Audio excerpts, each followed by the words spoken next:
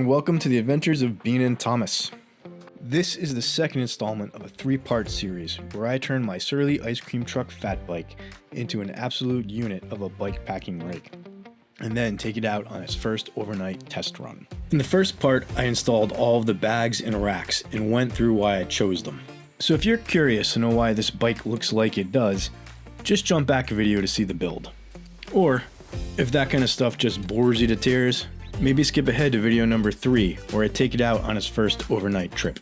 Today though, I'm going to explain exactly what gear I'm taking on this first trip and why. And I do want to apologize that this video is all voiceover. Amy and I live next door to a church, and they were repaving their parking lot this week. The audio just wasn't great. Lots of heavy equipment backing up.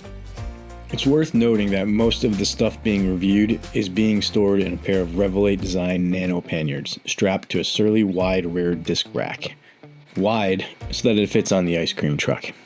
When backpacking, I've always used an MSR Whisperlight stove. This stove is around 4 or 5 years old and is an upgrade to my prior Whisperlight that I use consistently for 20 plus years. I know there are lighter options out there, but this stove has proven itself to me over and over again in the field, and I'm reluctant to deviate from it. The stove and fuel pump together weigh about 11 ounces. It runs on white gas, or Coleman fuel as I grew up calling it, and I bring along a standard refillable 20 ounce MSR fuel bottle that gets you around 2 hours of burn time. And that's at maximum output, which other than boiling water or melting snow, you're not likely to be running that hot that often. It comes with a heat deflector and a windscreen to improve efficiency, and the tripod design makes it pretty stable. Use the fuel pump to pressurize the fuel bottle. Open the valve to add just a little bit of fuel to the collection chamber at the bottom of the stove.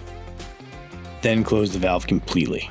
Kiss your knuckle hairs goodbye and ignite the fuel / quote unquote wick in the collection chamber. As that fuel burns off, it will heat the mixer tube, which will cause the liquid fuel to vaporize. And just as the last of that fuel burns off, you can slowly open the valve until you have a nice hot blue flame. A stove is pretty useless if you don't have anywhere to cook on it, so I'll show you what I keep in my mess kit. I designed this mess kit specifically for bike packing. No, I'm kidding. This is all the same gear I use for backpacking. My mug is one that I've had as long as I can remember. A GSI Outdoors brand ultralight drip coffee maker goes right on top, and I pre-grind my beans at home, and then I just pour some piping hot water over them in the morning. My utensils are a Jetboil brand backpacking utensil set.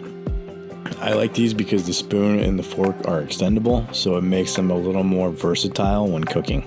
The cook pot and bowls are from older GSI Halulite cook sets that I've Frankensteined together over the years. I think GSI still makes a modern equivalent if you're looking for something similar. The GSI storage bag is vinyl and serves double duty as a dishwashing sink.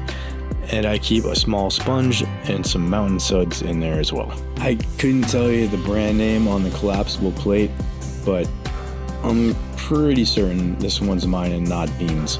I use a couple of mesh ditty bags to keep smaller items contained. Mostly it's practical things that I've learned to bring with me into the backcountry over the years. There are 2 Volley straps in case something breaks.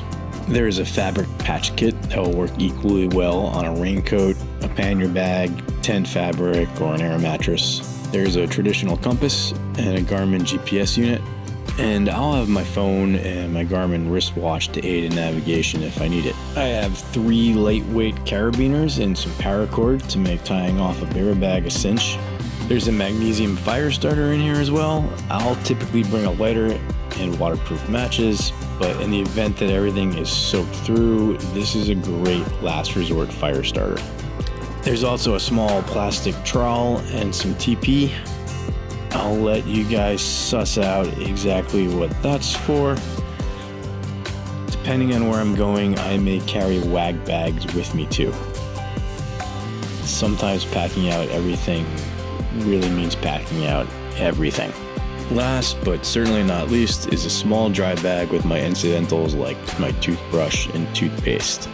I'll also keep things like sunscreen and medication in here. Secured to the front of the bike using a Revel 8 Designs handlebar harness is a stuff sack with my air mattress in it, my chair, and a Revel 8 Designs salty roll to hold all of my clothing. There's also a Revel 8 Designs egress pocket handlebar bag. This is so I can carry all of my camera equipment and still have quick access to it. My sleeping pad is a 20 plus something Thermarest guide length air mattress. I keep it in an equally old Thermarest stuff sack that is reversible.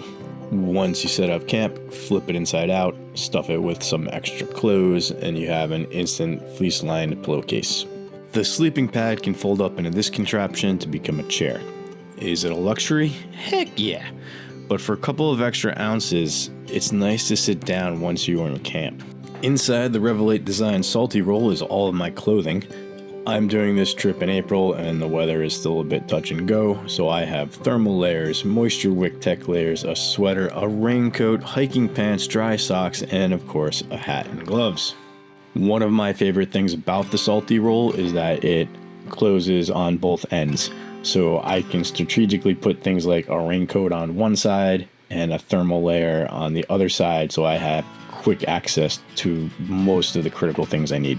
I have a 0-degree Marmot winter sleeping bag and a waterproof Sea to Summit compression sack. It's too bulky, it's too heavy, and it's on the list of future upgrades. To sleep, I'm bringing an Eno brand hammock shelter system. I've used camping hammocks before, but this one's new to me, so I'm going to set it up in the Jeep's hammock stand just to see how it all comes together.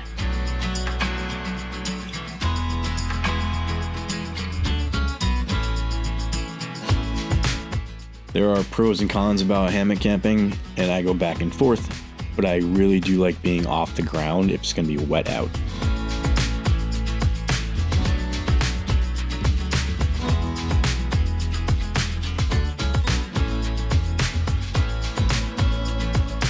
The whole thing weighs about 2 pounds and has everything you need right in the bag, including the suspension system, a bug net, and a rain fly.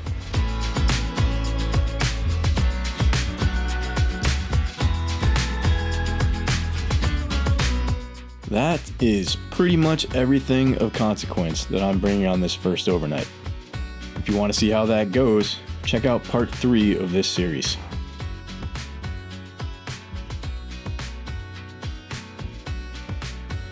If you're curious to see how this build all came together, please go check out part 1.